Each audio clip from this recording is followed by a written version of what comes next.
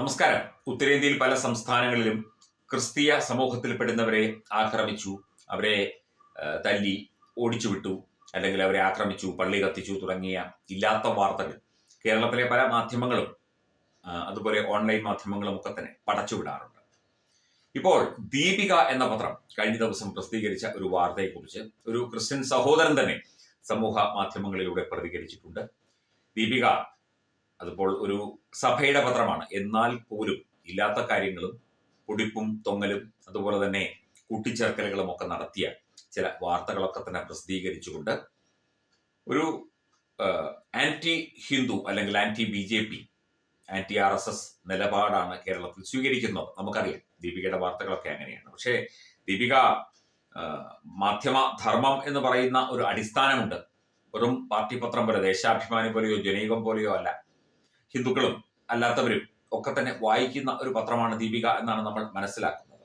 ഇത് അനിൽ ജോസ് എന്ന ഒരു വ്യക്തി എഴുതിയ ഒരു കുറിപ്പാണ്.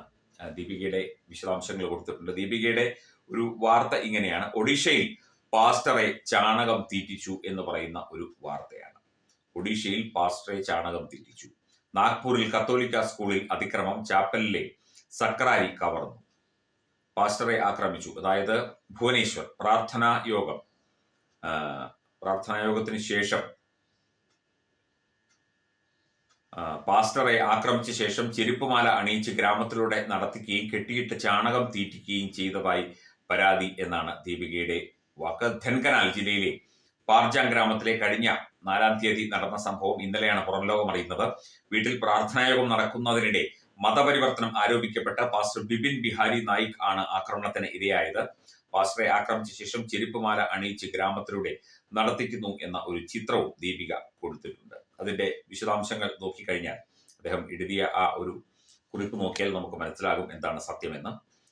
ദീപിക ഇലക്ഷൻ വർക്ക് ആരംഭിച്ചല്ലോ എന്ന് തോന്നിയെങ്കിലും ഇങ്ങനെ എന്തെങ്കിലും നടന്നിട്ടുണ്ടാകും എന്നാണ് കരുതിയത്. 140 കോടി ജനങ്ങളും അതിൽ തന്നെ നല്ല ശതമാനം ഗോത്രവാസികളും ഉള്ള നാട്ടിൽ ഇങ്ങനെയൊക്കെ നടക്കാൻ സാധ്യതയും ഉണ്ടല്ലോ.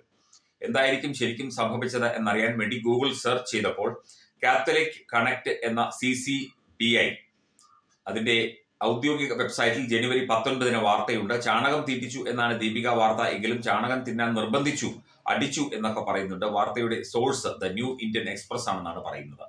ദ ന്യൂ ഇന്ത്യൻ എക്സ്പ്രസ് ഓൺലൈനിൽ ഇതേ വാർത്ത ജനുവരി 17-ാം തീയതി വന്നിട്ടുണ്ട്. മക്തൂബ് മീഡിയയുടെ ഒരു സോഷ്യൽ ആക്ടിവിസ്റ്റ് പറഞ്ഞ വിവരങ്ങൾ ആണെന്നാണ് പറയുന്നത്. പാസ്റ്ററുടെ ഭാര്യ പറയുന്നത് ഓടി രക്ഷപ്പെട്ടത് കൊണ്ട് അവർക്കും മക്കൾക്കും തല്ല് കിട്ടിയില്ല എന്നാണ്. ബാക്കി അവിടെ ഉണ്ടായിരുന്ന എല്ലാവർക്കും കിട്ടി. മക്തൂബ് മീഡിയ എന്താണ് എന്ന് നോക്കിയപ്പോൾ ഉടമസ്ഥന്റെ പേര് അസ്ല കയ്യലകത്ത്. ആരാണ് എവിടെയാണ് എന്ന് നോക്കിയപ്പോൾ നമ്മുടെ കോഴിക്കോട്ടുകാരൻ. മക്തൂബ് മീഡിയയുടെ ഹെഡ് ഓഫീസും നമ്മുടെ കോഴിക്കോട്ട്.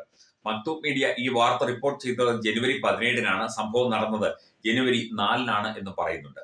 ദീപികയുടെ ഒരു കാര്യം പറയുകയാണ്: തെരഞ്ഞെടുപ്പ് ഉറക്കിന് കൊട്ടേഷൻ എടുത്തിട്ടുണ്ടെങ്കിൽ അത് തുറന്നു പറഞ്ഞ് സപ്ലിമെന്റ് ഇറക്കാൻ നോക്കുക.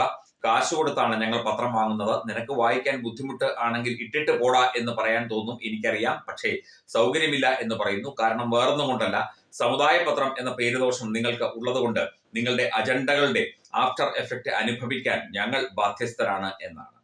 ഇത്തരത്തിൽ ഒരു സംഭവം അവിടെ നടന്നിട്ടില്ല എന്ന് തന്നെയാണ്, അല്ലെങ്കിൽ ഇത് സൃഷ്ടിച്ചെടുത്തതാണ്.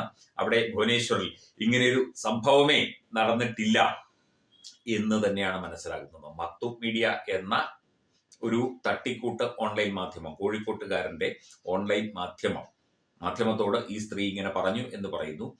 ഒരുത്തനെ വേഷം കെട്ടിച്ച് ചെരുപ്പുമലയൊക്കെ ഇടിച്ച് നിർത്തിയിട്ടുമുണ്ട്. നമുക്ക് ഇതൊക്കെ കാണുമ്പോഴേ അറിയാം ഇതൊന്നും സംഭവിക്കാൻ ഒരു സാധ്യതയും ഇല്ലാത്ത കാര്യങ്ങളാണ്. ജനകീയമായ ഒരു പ്രസ്ഥാനം എന്ന നിലയ്ക്ക് പ്രവർത്തിക്കുന്ന, സഭയുടെ കീഴിൽ പ്രവർത്തിക്കുന്ന അല്ലെങ്കിൽ അച്ചടിക്കപ്പെടുന്ന ഒരു പത്രം ഇത്തരത്തിൽ വിദ്വേഷകരമായ വാർത്തകളും മറ്റും കൊടുക്കുന്നത് ക്രിസ്ത്യൻ സമൂഹത്തിന് തന്നെ നാണക്കേടാണ് എന്നാണ് ഈ ഒരു കുറിപ്പിൽ നിന്ന് നമുക്ക് മനസ്സിലാകുന്നത്. എന്തായാലും ഇതിന്റെ ഫോളോ അപ്പും ഇതിന്റെ വിശദാംശങ്ങളും, ഭുവനേശ്വറിൽ അങ്ങനെ ഒരു സംഭവം നടന്നിട്ടുണ്ടെങ്കിൽ അതിന്റെ സത്യാവസ്ഥ എന്താണെന്നും ഞങ്ങളും അന്വേഷിക്കുന്നുണ്ട്, DNA-യും അന്വേഷിക്കുന്നുണ്ട്. അന്വേഷിച്ച ശേഷം അതിന്റെ വിശദാംശങ്ങൾ തീർച്ചയായിട്ടും പ്രേക്ഷകരിലേക്ക് എത്തിക്കും. ഇത്തരത്തിൽ ഒരു തരത്തിലും മതപരിവർത്തനം തടയാൻ വേണ്ടി ചിലപ്പോൾ ഏതെങ്കിലും തരത്തിലുള്ള പ്രവർത്തികൾ അവിടെ ഉണ്ടായേക്കാം, അല്ലെങ്കിൽ ഇത്തരത്തിൽ ഹിന്ദുമതത്തെ അവഹേളിക്കുന്ന തരത്തിലുള്ള പ്രസ്താവനകൾ നടത്തി ക്രിസ്ത്യൻ മതപരിവർത്തന ലോബി പലയിടത്തും പ്രവർത്തിക്കുന്നുണ്ട്. അതിന് എതിരെ ഉണ്ടായേക്കാം. പക്ഷേ ഇത്തരത്തിലുള്ള വിദ്വേഷകരമായ കാര്യങ്ങളോ സാമൂഹ്യ വിരുദ്ധമായ കാര്യങ്ങളോ ഒന്നും തന്നെ അവിടെ ഉണ്ടായിട്ടില്ല എന്ന് തന്നെയാണ് മനസ്സിലാക്കുന്നത്. കൂടുതൽ വിശദാംശങ്ങൾ ലഭിച്ച ശേഷം ഈ വാർത്തയുടെ ഫോളോ അപ്പ് വാർത്ത തീർച്ചയായിട്ടും പ്രേക്ഷകർക്ക് മുന്നിൽ അവതരിപ്പിക്കും.